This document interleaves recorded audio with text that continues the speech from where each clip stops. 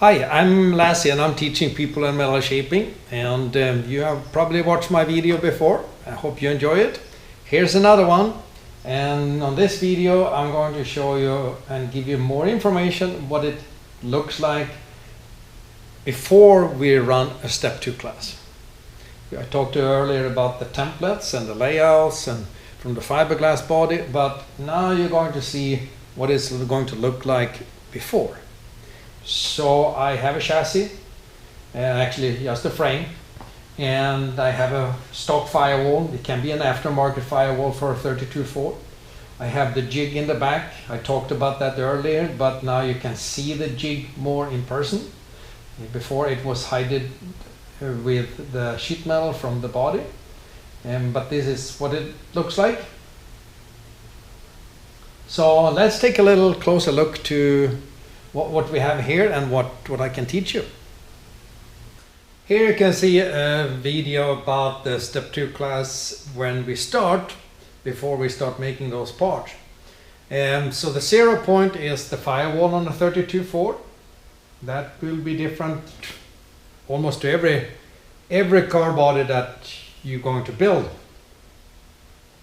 I also told you before that we have I set this window frame and measure that in so it's the right distance from the firewall to here on both sides, up and down, and make sure that it's correct this way, sideways, and you can cross measure that from the frame and up to a certain point.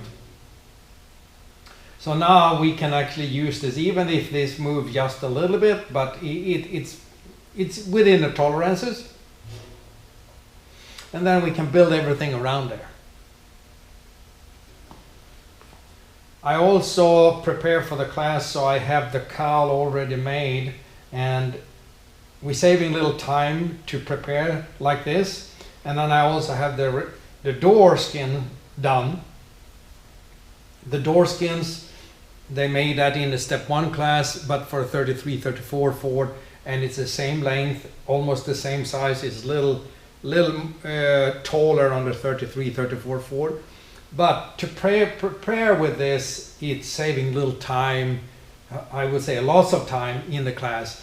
When people see how I have done it, then it's easy to learn. It's not complicated to learn. So I set it with the bar, a rod from side to side, and I cross measure that so that is square. Then that is solid, and I tack weld that to the inside. This part here, this is solid on both sides.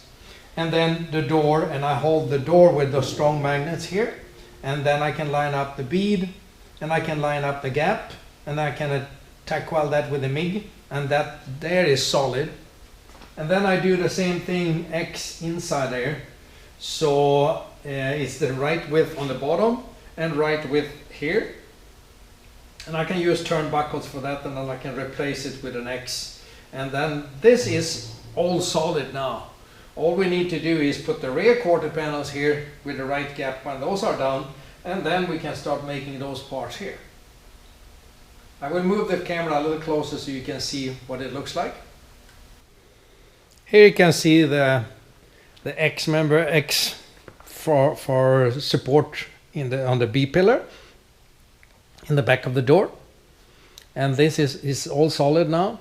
I also have this rod that goes up here, so I know the height of the roof from an earlier class, so that helps to at least get an idea where we should be with the roof.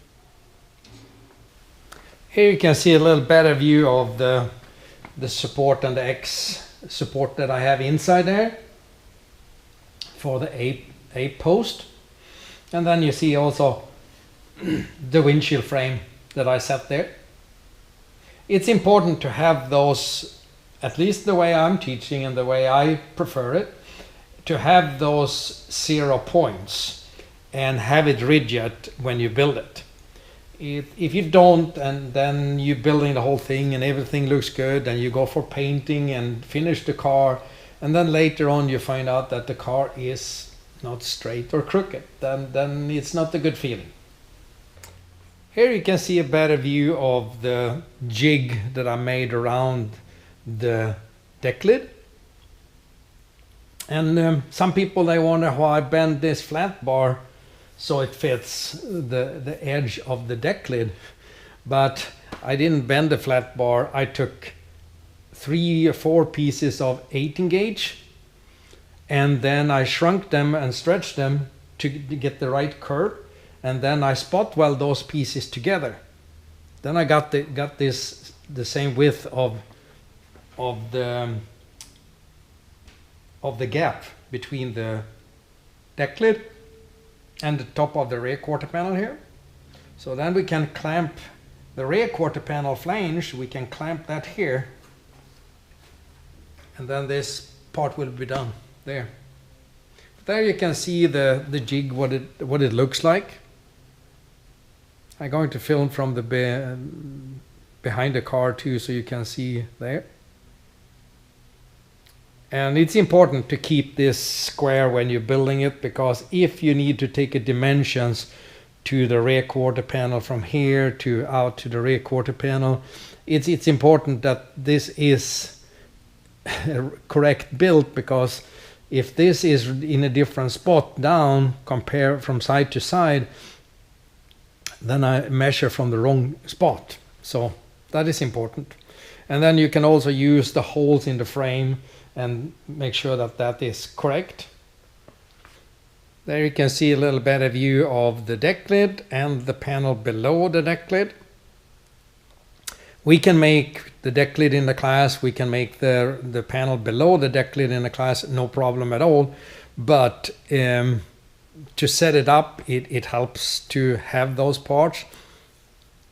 And for me as a teacher, it is very important that we're making so many parts, or have enough parts, so we can put the parts together so people can see actually a car body coming together. Even if it's not finished, but they can see so much, so it's a car body that they're looking at. And that's really exciting for me as a teacher, and for them to see what can be done. Even if we didn't do all the parts in the step 2 class, we can at least use some parts that I had since before, or I made a few parts, and then we can make the rest, and we can get all this together and we can see that.